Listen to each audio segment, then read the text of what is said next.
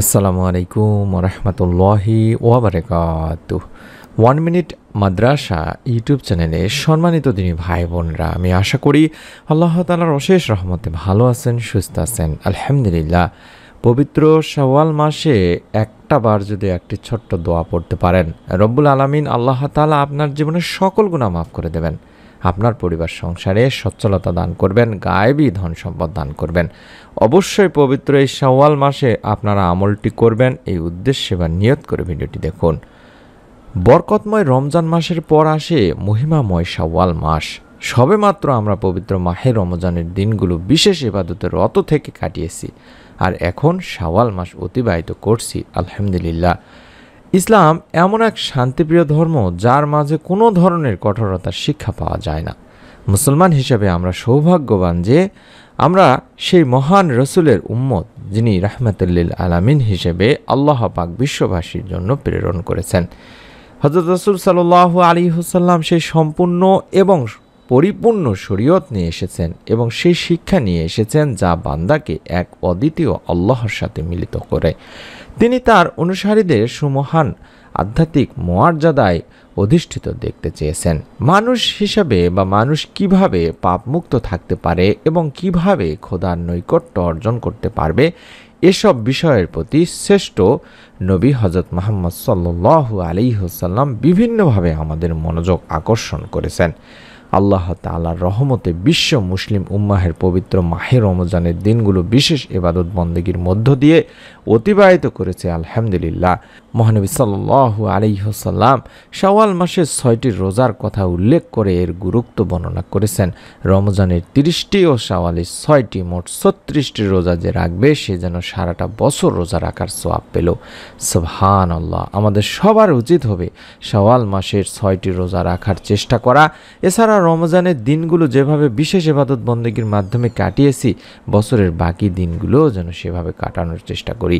পবিত্র শাওয়াল মাসের যে 6টি রোজা যারা এখনও রাখেননি তাদের জন্য আমি অনুরোধ করব, আপনারা যদি এই কয়টি দিন রোজা রাখতে পারেন, আমি দেখাচ্ছি স্ক্রিনের মধ্যে, এই ভিডিওটি যদি দেখেন তাহলে আশা করা যায় রব্বুল আলামিন আল্লাহ তাআলা চাহে তো এই 6 দিন রোজা রাখলে আপনারা দ্বিগুণ বা ডাবল সওয়াব পাবেন ইনশাআল্লাহ। আশা করছি চ্যানেল থেকে ভিডিওটি দেখে নেবেন, অথবা ভিডিওটির একদম শেষে আমি সেই ভিডিওটি দিয়ে দেব, ওখানে ক্লিক করলেও আপনারা ভিডিওটি দেখতে পাবেন। আজ এই পবিত্র শাওয়াল মাসের এমন একটি ছোট্ট আমল আপনাদেরকে শিখিয়ে দেব দিনী ভাই বোনেরা। এই আমলটি যদি আপনারা করেন, রব্বুল আলামিন আল্লাহ তাআলা চাহে তো এই আমলের ওসিলায় আপনারা আপনাদের জীবনের সমস্ত গুনাহ মাফ করে নিতে পারবেন। আমরা শয়তানের প্ররোচনায় পড়ি এবং আল্লাহ তাআলার অবাধ্যতায় লিপ্ত হয়ে যাই, গুনাহ করে ফেলি। কিন্তু গুনাহ হয়ে গেলে একজন মুসলমান হিসেবে আমাদের প্রথম কাজই থাকবে তওবা করে নেওয়া, কারণ তওবা হচ্ছে গুনাহ থেকে প্রত্যাবর্তন করে আল্লাহ তাআলার দিকে ফিরে আসা।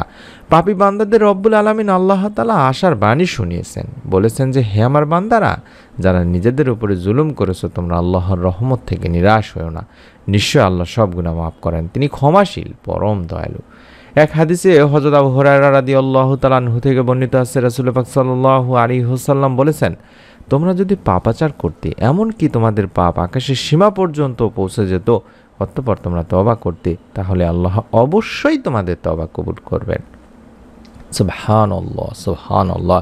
তাহলে বুঝতে পারছেন যে আপনি যত গুনাহ করুন না কেন, রব্বুল আলামিনের কাছে যদি আপনি খাস দিলে তওবা করতে পারেন, কেঁদে কেঁদে দোয়া করতে পারেন, গুনাহ থেকে মাপ চাইতে পারেন, আল্লাহ তাআলা ইনশাআল্লাহ আপনার গুনাহকেও মাফ করে দেবেন। পবিত্র শাওয়াল মাসে যদি সম্ভব হয় যখনই আমলটি করবেন অন্তত 2 রাকাত নামাজ আদায় করে নেবেন, যেমনটি হাদিসে আল্লাহ রাসূল সাল্লাল্লাহু আলাইহি সাল্লাম বলেছেন, যদি কেউ গুনাহ করে ফেলে তারপর পবিত্রতা অর্জন করে অন্তত 2টা রাকাত নামাজ আদায় করে আর আল্লাহ তাআলার কাছে ক্ষমা প্রার্থনা করে, কোন দোয়াটির মাধ্যমে ক্ষমা প্রার্থনা করবেন সেটি শিখিয়ে দিচ্ছি, তবে আল্লাহ তাআলা তাকে ক্ষমা করে দেন। সুবহানাল্লাহ, সুবহানাল্লাহ। রব্বি ইন্নী যালামতু নাফসি ফাগফিরলি, এটি ছোট্ট এবং সহজে পড়তে পারবেন এমন একটি দোয়া কোরআনুল কারীমের সূরা আল কাসাসের 16 নম্বর আয়াতে রয়েছে, যেখানে বলা হচ্ছে, হে আমার রব, হে আল্লাহ, নিশ্চয়ই আমি আমার নফসের প্রতি জুলুম করেছি, সুতরাং আপনি আমাকে ক্ষমা করে দিন।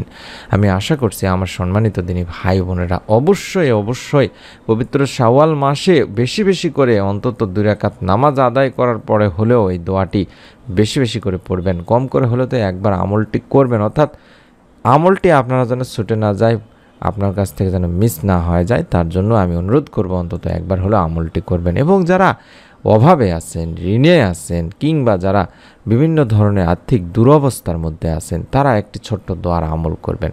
তবে মনে রাখবেন, আল্লাহ তাআলার পক্ষ থেকে এই সমস্ত বিপদ আপদ আসা সবসময় আযাব বা শাস্তির উপরেও পতিত হয় না। কখনো কখনো আল্লাহ তাআলা বান্দার যে ইমানি পরীক্ষা আছে সেটা বা ধৈর্য যাচাই করার জন্য করে থাকেন। যারা আল্লাহর উপর পূর্ণ আস্থা রেখে সেই সময় ধৈর্য ধারণ করে, আল্লাহ তাআলা তাদেরকে উত্তম বিনিময় দান করে থাকেন। সুবহানাল্লাহ। কারণ সূরা বাকারার 155 নম্বর আয়াতে আল্লাহ তাআলা নিজেই বলেছেন যে নিশ্চয়ই, অর্থাৎ অবশ্যই আমি তোমাদের কিছু ভয় ও কিছু ক্ষুধার দ্বারা এবং ধন সম্পদের ক্ষতির দ্বারা, প্রাণহানি দ্বারা এবং ফল ফসলের ক্ষতির দ্বারা পরীক্ষা করব, আর তুমি ধৈর্যশীলদেরকে সুসংবাদ দাও। সুবহানাল্লাহ, সুবহানাল্লাহ। তাই সবসময় মনে রাখবেন যে রব্বুল আলামিন আল্লাহ তাআলার পক্ষ থেকে বিপদ আপদ যখন আপনাদের উপরে আসে, আযাব আসে, শাস্তি আসে, সেগুলাকে আপনারা কখনোই মনে করবেন না আমার পাপের ফল, আমার শাস্তিটা পতিতই হচ্ছে আমার গুনাহের কারণে, আমার খারাপ কাজের কারণে, এরকম মনে করা যাবে না। রব্বুল আলামিন আল্লাহ তাআলা যা করেন সব কিছুর মধ্যেই অবশ্যই কোনো না কোনো কারণ থাকে। তাই অনুরোধ করছি, মনের মধ্যে যদি আপনার এই বিশ্বাসটা থাকে যে আল্লাহ তাআলা আমাকে সুখে দুঃখে, বিপদে আপদে, টেনশনে পেরেশানে সমস্ত সময় আপনারা যদি আপনাদের ইবাদত বন্দেগী বেশি বেশি করে করতে পারেন, যখন দেখবেন বিপদ কাছে আসতেছে তখন যদি আপনারা আরও বেশি বেশি করে ইবাদতে মনোনিবেশ করতে পারেন, রব্বুল আলামিন আপনাকে সেই বিপদ থেকে রক্ষা করবেন। কারণ মানুষের কঠিন বিপদ আর সংশয়ের সময় আল্লাহ তাআলা নিজ অনুগ্রহে তাদেরকে পথ দেখান। শত অন্ধকার থেকে তিনি বান্দাকে আলোর দিকে নিয়ে যান। আল্লাহ তাআলা বলেন, আল্লাহই মুমিনদের অভিভাবক, আর কিছুর প্রয়োজনই নেই আপনার। সুবহানাল্লাহ। যদি আল্লাহ তাআলা আপনার অভিভাবক হয়ে যায়, তিনি তাদের অন্ধকার থেকে বের করে আলোতে নিয়ে আসেন। আর যারা কুফর অবলম্বন করেছে তাদের অভিভাবক হলো শয়তান, যারা তাদের আলোর থেকে বের করে অন্ধকারে নিয়ে যায়। তারা সবাই অগ্নিবাসী, তারা সর্বদা তাতেই থাকবে। তাই অনুরোধ করছি, ধৈর্যহারা হবেন না। বিপদে অবশ্যই আল্লাহকে বেশি বেশি স্মরণ করবেন। অন্তত 2 রাকাত নামাজ আদায় করার পরে এই ছোট্ট দোয়াটিও কম করে হলেও একবার পাঠ করবেন। সুবহানাল্লাহি ওয়া বিহামদিহি, সুবহানাল্লাহিল আলিয়্যিল আযীম ওয়া বিহামদিহি, আস্তাগফিরুল্লাহ। মহাপবিত্র আল্লাহ এবং সকল প্রশংসা তার জন্য। মহাপবিত্র আল্লাহ যিনি সমুচ্চ মহান, এবং সকল প্রশংসা তার জন্য। আমি আল্লাহ তাআলারই কাছে ক্ষমা চাই। আমি অনুরোধ করছি যে 2টি দোয়া শিখিয়ে দিলাম, এই 2টি দোয়া অবশ্যই আপনারা বেশি বেশি দরুদ ইস্তেগফার পাঠপূর্বক অবশ্যই পবিত্র শাওয়াল মাসে অবশ্যই আদায় করার চেষ্টা করবেন, আমল করার অবশ্যই চেষ্টা করবেন। এবং যারা রোজা থাকবেন তারা অবশ্যই আমাদের চ্যানেল থেকে যে ভিডিওটির থাম্বনেল দেখাচ্ছি, এই ভিডিওটি কিংবা এই মুহূর্তেও আপনারা হয়তোবা কোনো সাইটে দেখতে পাচ্ছেন এই থাম্বনেলটা, এটাতে ক্লিক করে ভিডিওটি দেখে নিন, নিয়ত করে আমলটি করুন। এবং অবশ্যই অনুরোধ করব নতুন আমলের ভিডিও পাওয়ার জন্য চ্যানেলটি সাবস্ক্রাইব করে বেল বাটনটি অন করে রাখার।